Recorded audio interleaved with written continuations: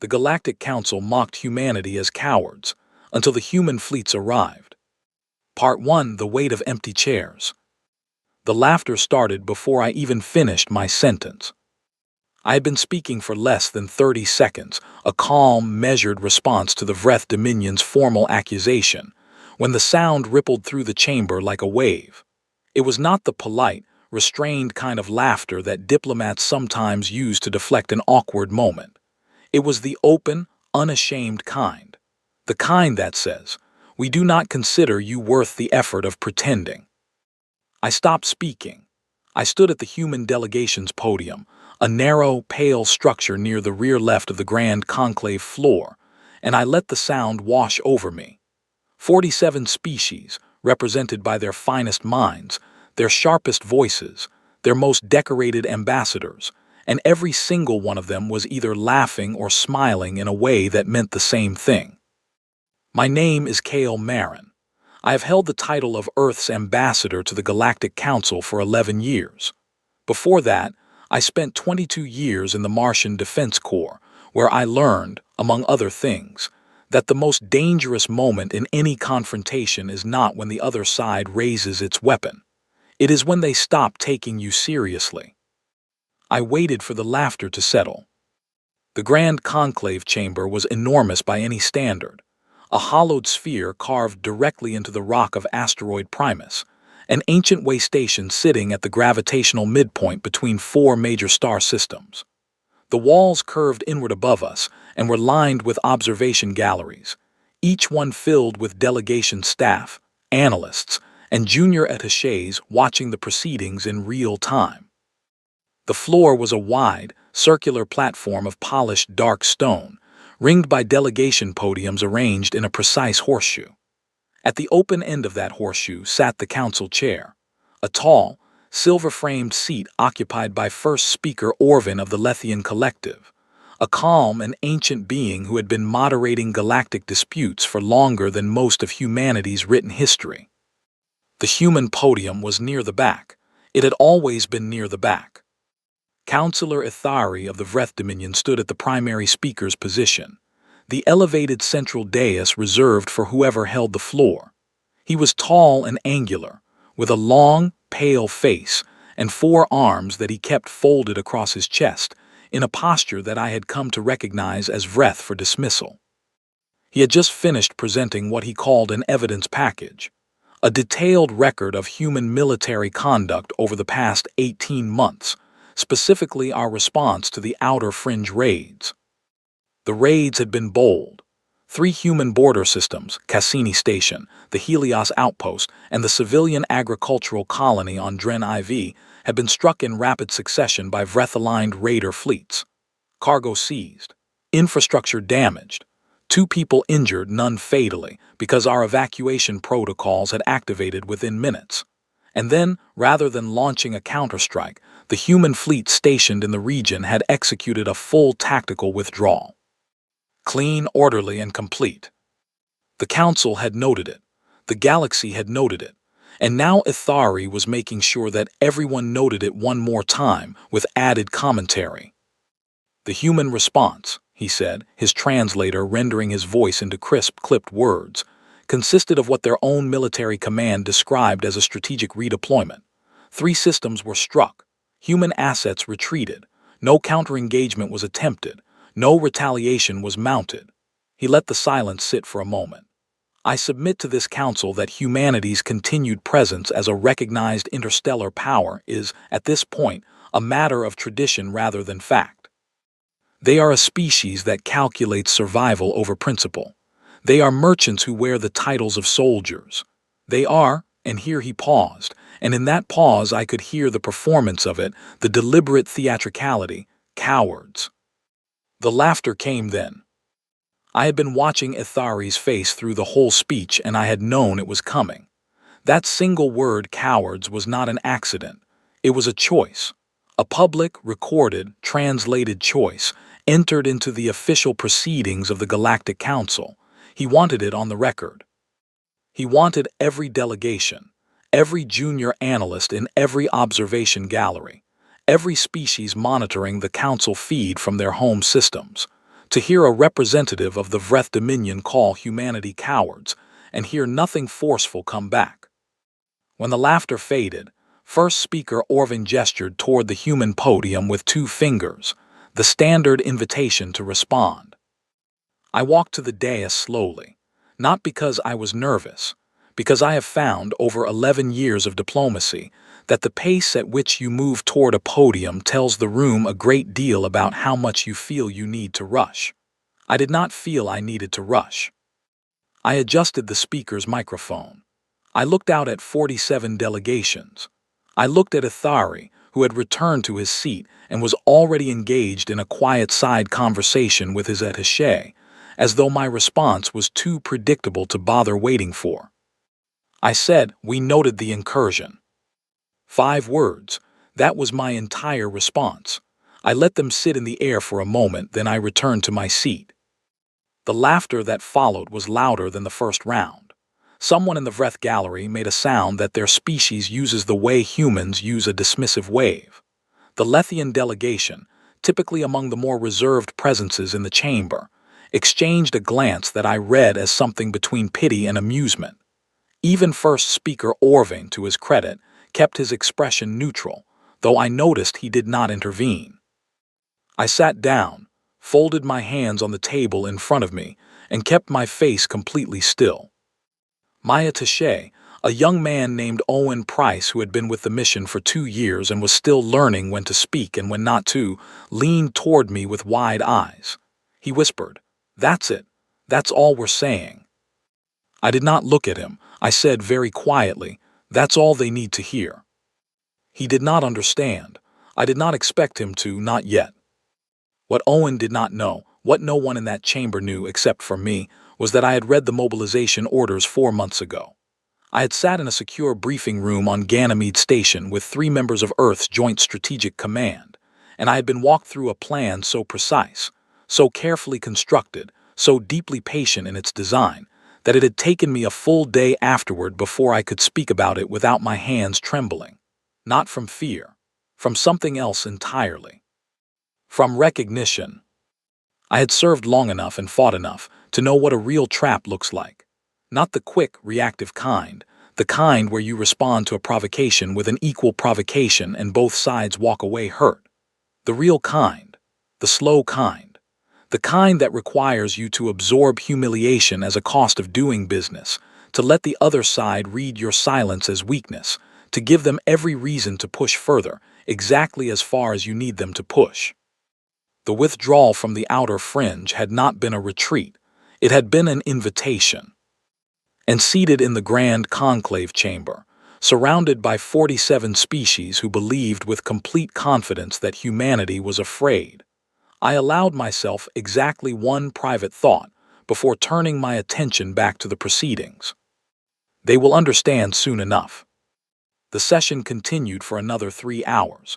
Various delegations weighed in on the Vreth evidence package. The consensus, politely worded but unmistakable, was that humanity's standing in the council had been damaged. The Lethian collective's representative suggested, gently, that perhaps Earth should consider a more assertive posture to maintain its credibility. The Andral Federation, small, careful, always reading the political winds, abstained from the discussion entirely. The Vreth sat with the self-satisfied stillness of people who had already won the day and knew it. When the session ended, I walked out through the wide corridor of Asteroid Primus's main concourse and found a window, a long, rectangular viewport looking out into open space, and I stood there for a while, watching the stars. Owen came to stand beside me. He was quiet for a moment, which I appreciated. Then he said, "They really don't like us, do they?" It was not quite a question. "Some of them don't," I said. "Some of them are simply reading a ledger and coming to what they believe is a rational conclusion. Ithari is neither. He's pushing. He's testing how far we'll absorb before we react. And we're just going to keep absorbing." I turned away from the window.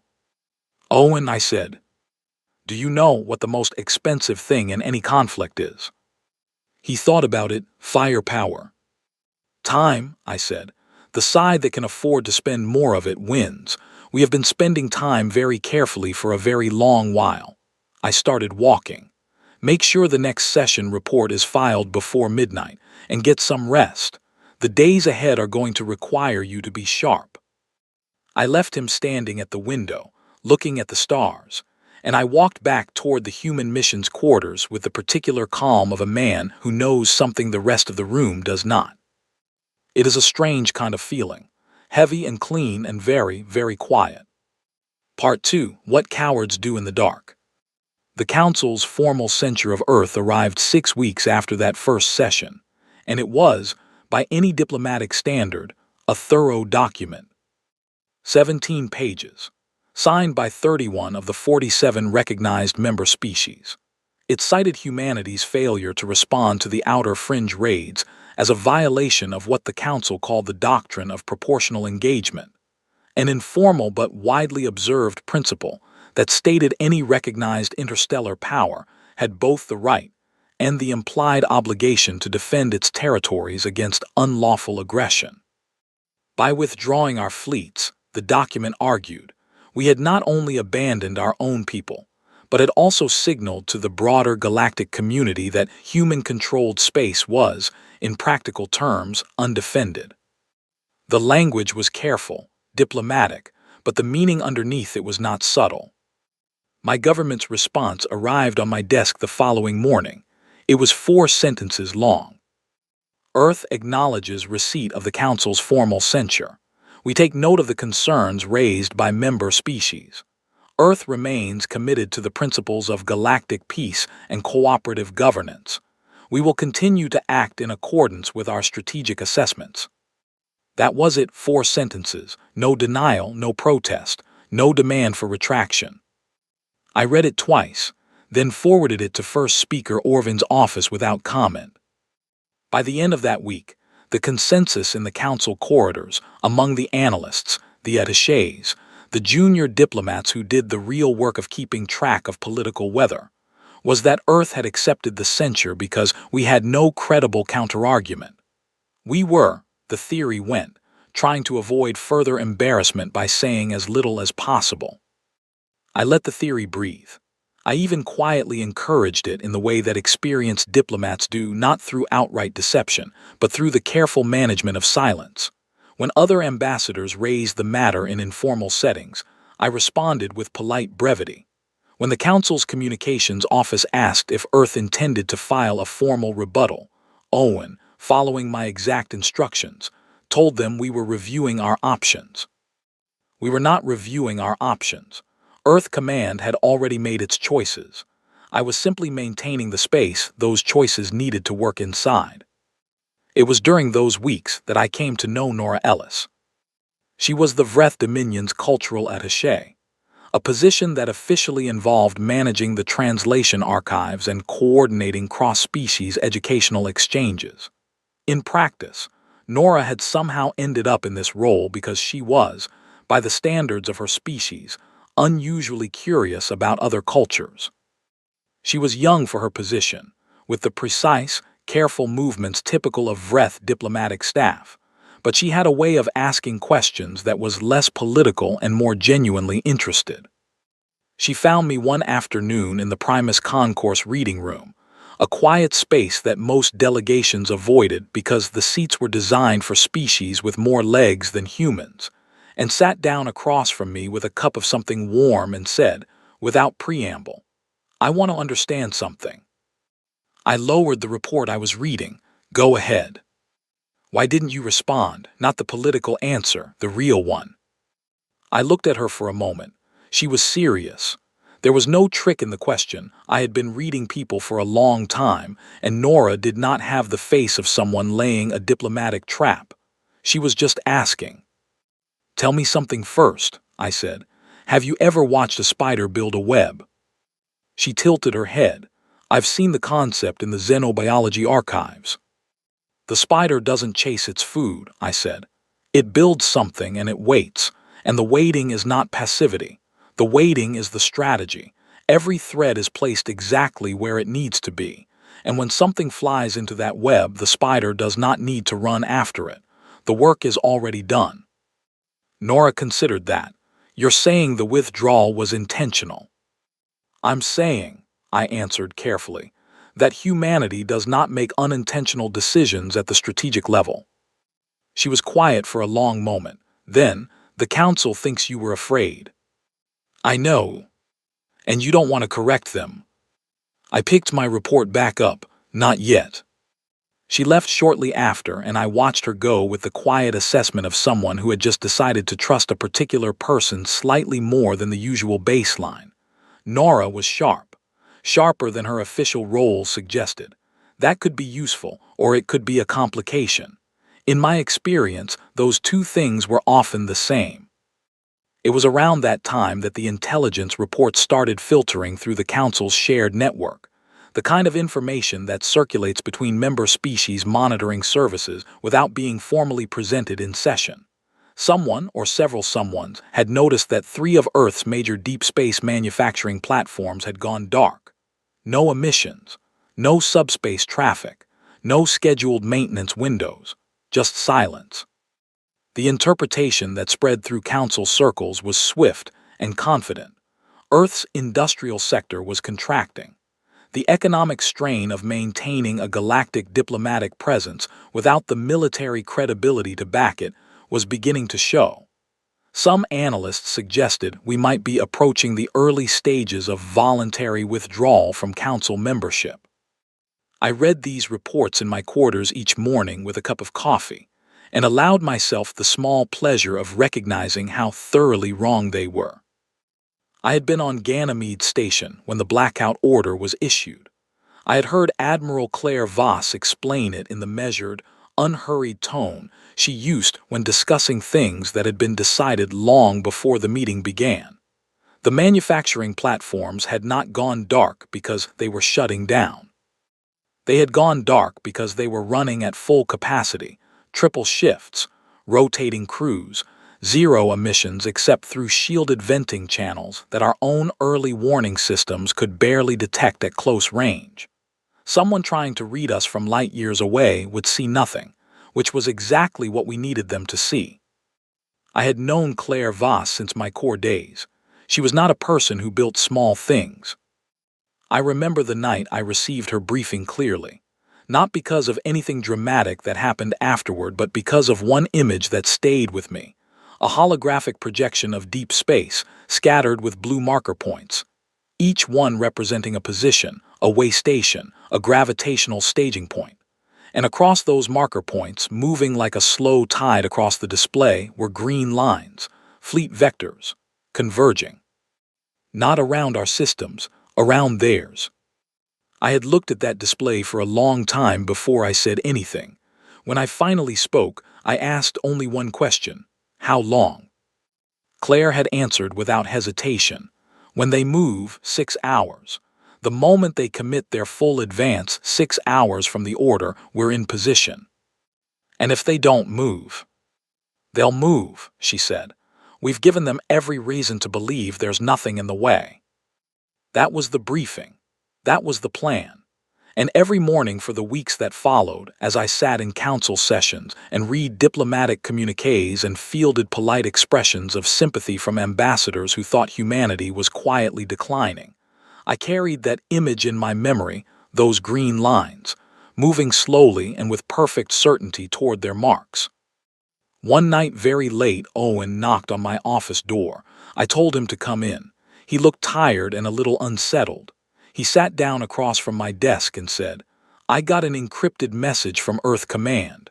It was addressed to you through the secondary channel, just 2 words." He held out a data card. I took it and read the screen. "Patience, Ambassador." I set the card down on my desk. I opened the bottom drawer, retrieved a bottle of scotch that a friend from Edinburgh had sent me the previous year, poured a measure into a plain glass, and sat back in my chair. Owen watched me with an expression that was somewhere between concern and curiosity. "Is there anything you want to tell me?" he said. "Yes," I said. "Go to sleep. And when you wake up, remember that in 11 years of this work, the most dangerous thing I have ever encountered in any negotiation is the moment when the other party becomes absolutely certain they understand the situation.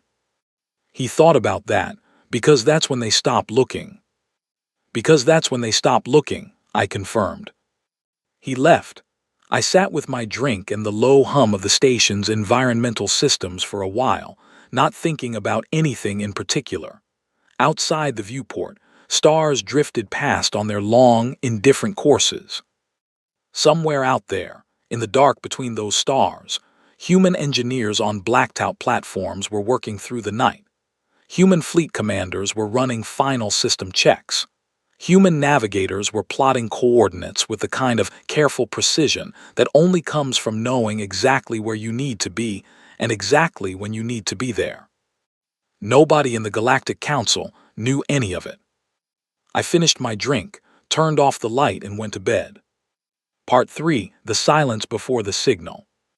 The emergency session was called on a Tuesday. I received the notification at 600, while I was still in the middle of my morning review of the overnight intelligence summaries. The message from First Speaker Orvin's office was brief.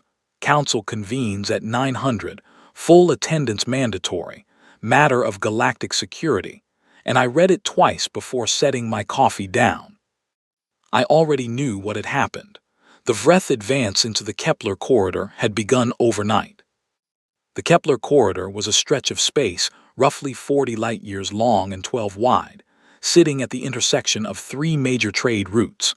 It connected the inner council systems to the outer colonies, and whoever controlled transit through it held a quiet but enormous amount of economic leverage over roughly a third of all recognized interstellar commerce. The Vreth had wanted it for decades. Every diplomatic analyst in the council knew it. The corridor had been the subject of 11 formal negotiation attempts, 6 boundary reviews, and 3 near incidents over the past 30 years. And every time, a combination of council pressure and strategic ambiguity had kept the Vreth from making a direct claim. The strategic ambiguity, in large part, had come from the fact that several human shipping lanes ran through the corridor. Humanity, with our acknowledged, if now apparently doubted military capability, had served as an informal deterrent simply by being present. But we had just spent 6 weeks being publicly described as cowards. We had accepted a formal censure without argument.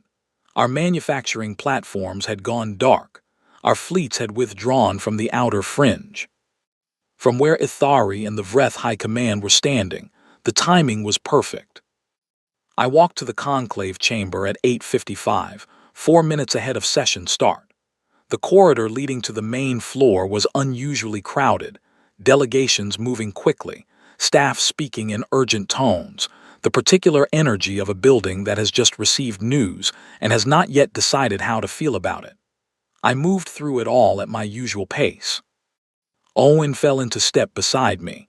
His face was tight. The Vreth have moved 6 full divisions into the Kepler approach vectors. 3 of them are already inside the outer boundary markers. I know, I said. They're calling it a peacekeeping deployment. I know that too. He lowered his voice. What do we do? I pushed open the heavy door to the conclave floor and stepped inside. The chamber was already nearly full. The noise level was higher than I had ever heard in 11 years of sessions, overlapping voices, the hum of translation systems running at capacity, the specific kind of controlled alarm that fills a room full of intelligent beings who have just realized that the rules they counted on may not be enough. I scanned the floor as I walked to the human podium. 3 delegations were already on their feet. The Andral Federation's ambassador was speaking rapidly into a personal communicator. The Lethian collective's first voice sat with the deep stillness of her species, but even she was watching the central floor display with more attention than I had seen from her before. The display showed a galactic map. The Kepler corridor was marked in pale yellow. The 6 Vreth fleet groupings were marked in sharp red, moving slowly across the display with the kind of unhurried confidence that comes from believing you have already calculated every response and found none of them threatening. I sat down, I folded my hands on the table, I waited. First speaker Orvin called the session to order at 9:02, which was the first time in my experience that he had been even 2 minutes late to open a scheduled session. He moved through the formalities quickly, which told me that even Orvin's patience had limits when approximately 1/3 of galactic trade infrastructure was being physically occupied. Ithari took the speaker's position before the floor was formally open to delegations. Orvin allowed it, a small concession, I noted, to the Vreth's current position of advantage. Ithari's speech was measured, confident, and carefully constructed. The Vreth deployment, he explained, was a response to escalating security concerns in the Kepler region. Several vessels of unknown registry had been operating in the corridor without authorization. The Vreth Dominion, as a major stakeholder in regional stability, had exercised its right to protect the safety of its commercial interests. The divisions would remain in position only as long as necessary to ensure the situation was resolved. The Vreth Dominion had the deepest respect for the Council's processes and would cooperate fully with any formal review. 3 delegations immediately requested the floor. All 3 were species with significant trade volume through the Kepler corridor, and all 3 were, in practical terms, too small to do anything except ask the Council to do something for them. Orvin acknowledged them in order. Each ambassador spoke with varying degrees of alarm and diplomatic restraint. The message underneath all 3 speeches was the same. This is a problem, someone needs to fix it, and that someone is not us. Then Orvin turned toward the human podium. Not to grant me the floor. Not yet. He simply looked at me, the careful, ancient gaze of a being who had watched a very great deal of galactic history unfold in this chamber, and I had the sense that he was reading something in my posture that the rest of the room had not yet thought to look for. Ithari turned too. He did not wait for the formal process. He spoke directly across the floor in a voice pitched just loud enough to carry.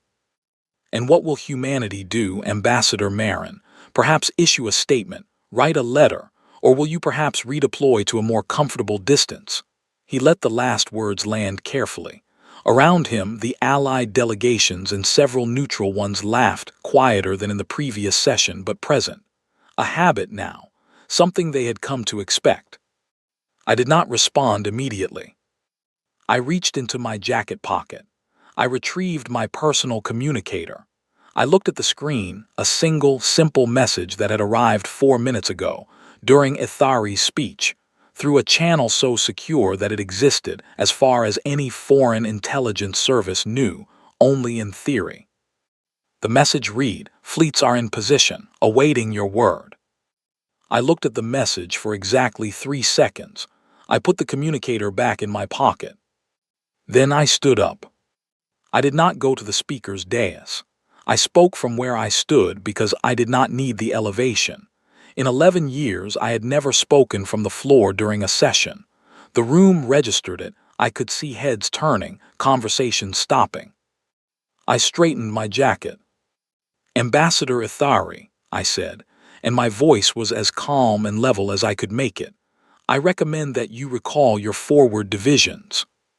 The room was very quiet now. "All 6, Ithari said, not mockingly. Something in my tone had changed the room, and he had noticed it even if he did not yet understand it. "All 6, I said. "I would strongly recommend beginning the recall within the next 4 minutes." Ithari stared at me. He had the look of a man running a rapid calculation and not finding an answer he recognized. Around him, several of his attachés were exchanging glances. First speaker Orvin said quietly, "Ambassador Marin, is there something you wish to formally present to the Council?" I turned to look at him. "In approximately 4 minutes, I said, "the Council will have access to a live broadcast from the Kepler corridor. I believe the transmission will be self-explanatory." The silence in the chamber was extraordinary. 47 delegations, hundreds of staff in the galleries above, and not a single sound except the low background hum of the station's life systems. Then Orvin nodded once. And we waited. Part 4, 400 ships in perfect formation. The main display came alive at 9:41 hours and 14 seconds. I know the exact time because I was watching the clock display in the corner of the chamber's central screen when the feed switched. One moment the galactic map was showing the 6 red markers of the Vreth fleet groups, moving steadily through the Kepler corridor with the unhurried confidence of a force that had already decided the outcome. The next moment, the map was replaced by a direct visual feed from the corridor's long-range monitoring network, and the room that had been silent became something quieter than silence, if such a thing is possible. A kind of collective, held breath that I felt more than heard. The feed showed open space, stars, the faint glow of the Kepler approach lanes. And then one by one, they came out of the dark. The first group emerged from transit about 40,000 kilometers off the Vreth Advance Column's port flank, 7 vessels, running without running lights, their hulls absorbing the ambient starlight rather than reflecting it. Long-range dreadnoughts. The kind we had not built publicly in 20 years. The kind that most Council intelligence assessments had categorized as decommissioned. The second group came out of transit on the starboard side, almost simultaneously. 9 vessels. Then, 15 seconds later, a third group behind the advance column, 12 vessels, spreading into a containment arc with a precision that spoke of hours of choreography. And then the larger formations began to emerge. I watched the display with the rest of the chamber, and I watched their faces. I watched Ithari, who had gone completely still. I watched Nora, seated 3 rows behind the Vreth delegation, whose expression moved through several things in quick succession before settling on something I could not fully name. I watched First Speaker Orvin, who was watching me. Owen, seated to my left, made a sound very low in his throat. He had known something was coming. He had not known it would look like this. I had been in the briefing. I had seen the numbers. But seeing numbers on a holographic display in a secure room on Ganymede is a different experience from watching them materialize on a live feed in the Grand Conclave Chamber, vessel by vessel, in full view of the galactic community. By the time the emergence sequence was complete, 412 human vessels were in the Kepler corridor. They were arranged in 4 distinct formations, positioned at the 4 cardinal approach vectors of the Vreth Advance, ahead, behind, left, and right. Not a net exactly, more like a frame. A very precise, very thorough frame from which the 6 Vreth fleet groups had no practical exit that did not require them to move directly toward us. There were no warning shots, no aggressive postures. Our ships simply held position, engines idling, every targeting system powered but not aimed. It was a posture that any trained military mind in the room would recognize instantly. We are here, we see you, and we are waiting to see what you decide. Ithari was on his feet. I could see his 4 arms moving, the Vreth equivalent of rapid, agitated thought. His chief aide leaned close and said something. Ithari shook his head. The Vreth advance columns had stopped moving. First Speaker Orvin spoke carefully. Ambassador Marin, would you care to address the council? I stood. This time I did walk to the speaker's dais. I had earned the elevation. What the council is observing, I said, is the forward element of the Earth Defense Command's Corridor Response Group. These vessels have been in position since approximately 4 days ago, operating under full emissions blackout. They were staged through a series of dark transit points that our navigational teams have been charting for the past 18 months. I paused. The Vreth Dominion moved 6 fleet divisions into the Kepler corridor this morning, citing security concerns. We have been in this corridor longer than they have, and we have considerably more of it covered. Murmuring through the galleries above, I waited for it to settle. I want to be precise about what this is, I continued. This is not a provocation. We have not fired. We will not fire unless fired upon. These are defensive positions, consistent with our right to protect our shipping lanes and the interests of the member species who transit the corridor under Earth's registered agreements. I looked directly at Ithari. We are not asking the Vreth Dominion to surrender. We are asking them to go home. Ithari found his voice. You cannot have staged this many vessels without Council monitoring systems detecting the fleet movements. This is a deception, a deliberate. The vessels were not moved as a fleet, I said.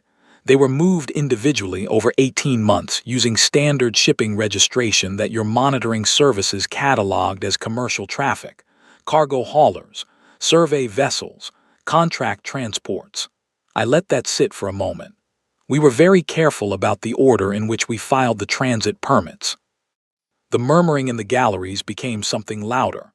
I heard several distinct sounds from different delegations that their translators rendered approximately as impossible. It was not impossible. It had simply required patience and planning and a willingness to move at a pace so slow that no single data point ever looked like a pattern. A direct channel request came through to the chamber display.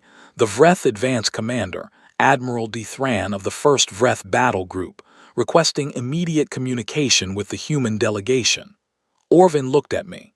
I nodded. The Admiral's face appeared on the secondary display. He was a broad, controlled figure whose expression told me very clearly that he was working hard to remain exactly that. Ambassador, he said, clarify your intentions. I said, your divisions entered a space in which we have prior legal presence and current military superiority. We are not going to engage you, Admiral. We would like you to withdraw. Your government may send a formal communication to Earth Command requesting a timeline discussion if they need more than 6 hours. Dithran stared at me. You're offering us 6 hours. We're offering you 6 hours, I confirmed. He cut the channel. I turned back to the chamber. Ithari was still standing. I looked at him not with triumph, not with hostility, just steadily. The Vreth Dominion said, I recalled aloud, that humanity calculates survival over principle. That is true. We have always been very careful about survival. I adjusted the speaker's microphone. We have survived things that would have ended most species. Ice ages, world wars. The hard years after our first contact with the galactic community, when we realized how much larger the universe was than we had imagined and how unprepared we were for it. We survived all of those things, and we survived them by being very, very precise about the difference between appearing weak and being weak. I stepped back from the dais. Those are not the same thing, Counselor Ithari. I hope you will convey that to your government. I returned to my seat. In the corridor 3 hours later, Nora found me again. She did not sit down this time. She stood in front of me with her arms crossed, and for a long moment she said nothing at all. Then, you knew the entire time, every session, every censure. You sat there and you knew. Yes, I said. And you said nothing. We said what we needed to say. She looked at me for a long time. The spider, she said. The spider, I agreed. She uncrossed her arms. The expression on her face was still complex, too many things at once to reduce to a single word. But underneath all of it, I thought I could see something that might, given enough time and enough honest conversation, become a kind of respect. The Vreth divisions are withdrawing, she said. All 6 groups. The Admiral submitted the notification to Council monitoring 20 minutes ago. I know, I said. I received the confirmation. Was anyone, she paused, choosing her word carefully, was anyone ever in real danger through all of this? I thought about that honestly. Our people in the 3 outer fringe systems took some damage to their infrastructure. 2 people were hurt in the initial raids. We evacuated everyone in time, but they were still our people in harm's way. I met her eyes. We do not enjoy that part. We never have, but we were very sure of our timing. She nodded slowly, then she said, quietly, I'm going to have to write a report about this. I imagine so. I don't know how to explain it. I thought for a moment. Start with this, I said. Humanity spent 30 years watching the galaxy assume we were the same as everyone else. We are not the same as everyone else, not because we are stronger or faster or more advanced, but because somewhere in our history we learned a lesson that most species have not had to learn the same way, that the most important resource in any long conflict is not power, it is time, and we are very, very patient people. She left. I watched the corridor empty around me as delegations filed back to their quarters, and I stood there for a moment with the particular feeling of a thing accomplished, not celebratory, not triumphant, but solid, grounded, the way a well-built structure feels when you press your hand against the wall. No shots fired, no ships lost, not a single casualty on either side. The Kepler corridor was open, and the Galactic Council had just learned something about humanity that it would not forget for a very long time. Part 5. What we are when we're not afraid. 3 months passed. 3 months is not a long time in galactic politics, where treaty negotiations often run for decades and formal position changes can take years to filter through the institutional machinery of 47 species. But in the 3 months following the Kepler corridor incident, which the Council's official record designated, with characteristic understatement, as the corridor clarification event, more changed in the structure of galactic diplomacy than I had seen in my entire 11 years at the mission. The first requests came within a week, quiet ones, sent through secondary channels, carefully worded to avoid the appearance of urgency. The Andral Federation, the same delegation that had abstained from every public discussion of human affairs for 3 years, formally requested a meeting with Earth's diplomatic mission to discuss bilateral security arrangements. The Pelhari Compact, a small but strategically positioned alliance of 4 species in the outer systems, sent a longer, more detailed inquiry asking about the terms under which Earth might extend its registered transit agreements to cover their shipping lanes. By the end of the first month, I had 14 pending bilateral meeting requests on my desk. Owen was working 16-hour days and had started keeping a second coffee on his desk at all times. "We're going to need more staff," he told me one morning, setting a fresh stack of request documents beside my existing stack. "Request them," I said, "and copy Earth Command on the staffing proposal. They'll want to see the demand figures." "They're going to be pleased." "They're going to be very busy," I said, "which is different." The council sessions themselves had changed in texture. Not dramatically, the formal processes remained the same, the seating remained the same, the procedural rhythms that had governed the conclave for centuries continued without interruption. But the atmosphere was different in a way that was difficult to point to and easy to feel.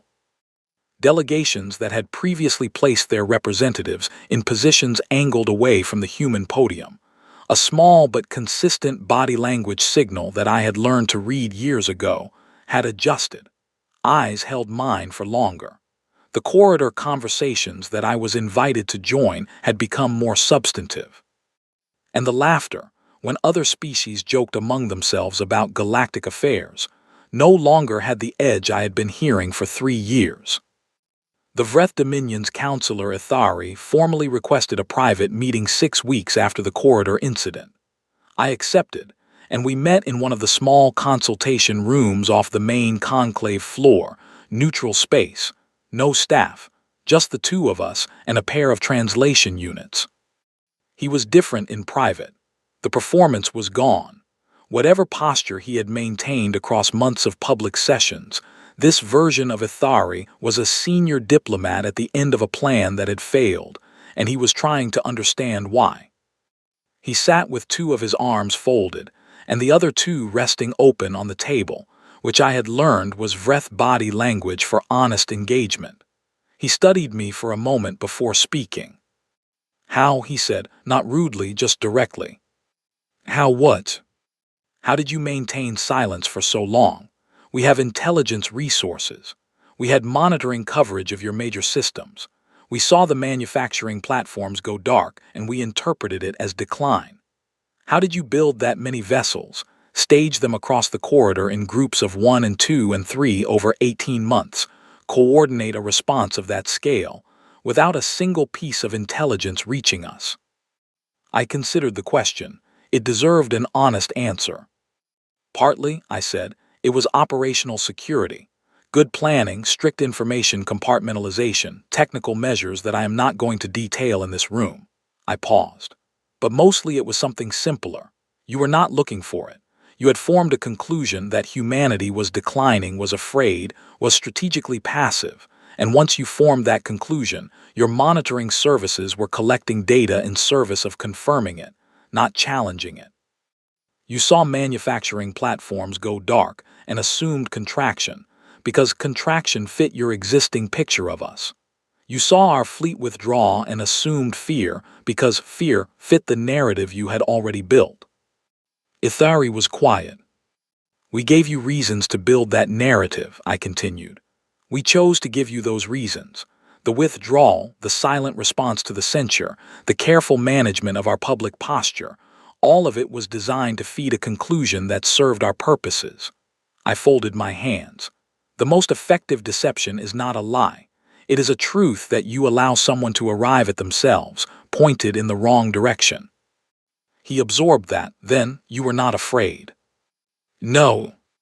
Not of us, not of the censure, not of the public perception. We understood that short-term perception was a cost we could afford to pay, I said. Long-term position was what mattered. We chose to spend reputation to buy time and space. It was a deliberate trade. Ithari looked at the table for a long moment. When he looked up, his expression had settled into something that I recognized, having seen it on many faces in many difficult conversations. The particular stillness of a person who has just accepted something they would have preferred to argue against. The Council will want to recalibrate its assessment of humanity, he said. I expect so. That process will take time. There will be political complications on our side. There always are, I said. Take the time you need. We are patient people. Something crossed his face that might, under other circumstances, have been a smile. The meeting ended after another 20 minutes of careful, specific conversation about the corridor's future status, Vreth commercial transit rights, human monitoring presence, the formal terms of the situation's resolution. It was detailed, technical, and entirely civil. When Ithari left, I sat in the consultation room alone for a few minutes and thought about the distance between who he had been in those early sessions, the performance, the mockery, the careful theater of contempt, and who he was in private when the stakes were real and the room was empty. People are almost always more complicated in person than they are from a podium. That is something this work teaches you quickly. I thought about Nora Ellis.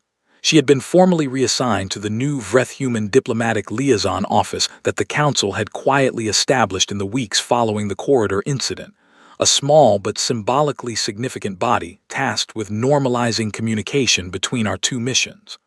On her last day in her old role, she had come to my office. Not officially, just a knock on the door, an offered hand, and a small data chip. Vreth Cultural Archive, she said. The section on species of note. I thought you might want to see the updated entry. I took the chip. I looked at it. I set it on my desk without inserting it into the reader. She watched me. You're not going to read it. Not today, I said. Why not? I thought about how to answer that honestly. Because whatever it says now, I finally said, it was written in response to something we did, and I am more interested in what we do next than in being documented for what we did before.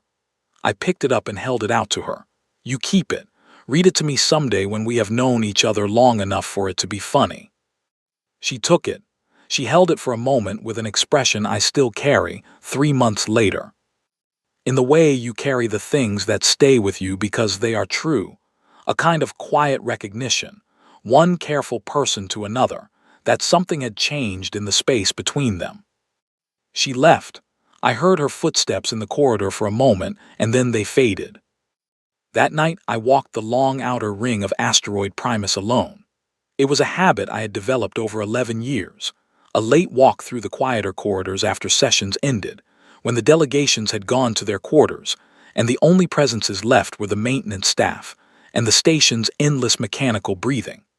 The outer ring had a series of wide viewports, longer and broader than the ones elsewhere, looking out over the asteroid's slow rotation into clean, open space. I stopped at the longest viewport and stood there for a while. I thought about a place called the Siege of Callisto, which was a thing that happened 30 years ago, and which most people alive have either forgotten or never knew. I was 26 years old, newly promoted, assigned to a rearguard unit whose specific job was to hold a position that everyone, including our own command, expected to fall. The outer collective had 3 times our tonnage and twice our numbers. We held for 11 days before our main force completed the repositioning maneuver that allowed us to close their supply lines. 11 days. Every one of them had felt like the last. But they were not the last. I have thought about those 11 days many times during the years since, not with the bitterness that war sometimes leaves, with something closer to understanding. Because those 11 days taught me something that I have never forgotten and that I tried, in the ways available to me across an 11-year diplomatic career, to embody in every decision I made and every silence I kept. The thing that fear and patience look like from the outside is the same. They wear the same face. They move the same way. The difference is entirely internal. It lives in what you know and how far ahead you are willing to look. A person who holds still because they are afraid and a person who holds still because they are waiting can occupy the exact same room and appear completely identical to every observer present. The difference only becomes visible when the waiting ends. Humanity had been waiting for a long time, not just in the Kepler corridor, not just across the 18 months of careful preparation that the Council would spend years analyzing. I mean something longer than that. A kind of patience built into us by everything that had ever required us to survive. Ice and drought and plague and our own worst impulses, and the long, grinding process of becoming something better than we had been before. We had outlasted most things through a combination of stubbornness and intelligence, and a very specific refusal to accept that the current situation was the permanent situation. The galaxy had looked at us and seen the size of our ships and the range of our territory and the smoothness of our diplomatic language, and it had made a category error. It had assumed that because we had achieved a certain level of sophistication, we had left behind the deeper qualities that produced the sophistication in the first place. We had not. The next morning I arrived at the Grand Conclave Chamber for a regular session. No emergency, no crisis, no major agenda item. Owen was already at the table, looking through the day's briefing materials with his second coffee at the ready. I crossed the floor toward the human delegation's position. And I stopped. The chair was different. It was not the narrow, pale structure that had occupied this position for as long as I could remember. That chair was gone. In its place stood something solid, wide, and carved, not from the composite materials of standard council furniture but from lunar stone. White-gray and dense, with a surface that caught the light evenly across its entire face. It had no decoration. It needed none. Its presence was the statement. It was positioned at the front of the chamber. Center front. Not near the back. Not in a quiet corner of the horseshoe where the smaller delegations set their representatives. The center front position was traditionally reserved for the Council's most senior recognized members, the species with the longest unbroken diplomatic histories, the most extensive formal agreements, the greatest established presence in galactic affairs. There was no note, no formal notification, no document or communique explaining the change. Someone, or the Council itself, through whatever quiet process it used when it wanted to acknowledge something without making a speech about it, had simply moved the chair. I stood in front of it for a moment. Owen came to stand beside me. He looked at the chair, he looked at me. He said very quietly, "Well." "Yes," I said. "How does it feel?" I thought about that. The honest answer was complicated. It felt like the end of something, but not the triumphant kind of end, the clean slate kind. It felt like the closing of one chapter of a very long book, with the full knowledge that the next chapter was already beginning and would bring its own difficulties, its own tests, its own long silences during which we would have to know something the room did not. It felt like responsibility in the most direct sense of the word. Not a burden and not a reward, but simply a fact, a weight distributed evenly across the shoulders in the way that important things always are. It felt, if I am being fully honest, like standing at the edge of the next 11 days. I sat down. The chair was steady under me, solid as the rock it was made from. I set my briefing materials on the table.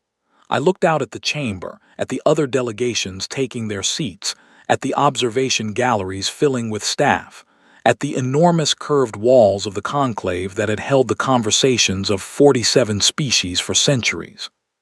First speaker Orvin took his position. He called the session to order. The room settled into the particular, focused quiet of a body preparing to conduct the serious business of governing a shared galaxy. Owen leaned slightly toward me. "Ready?" he asked. I opened the briefing document. I found the first agenda item. "We're always ready," I said. "That's the whole point." The session began.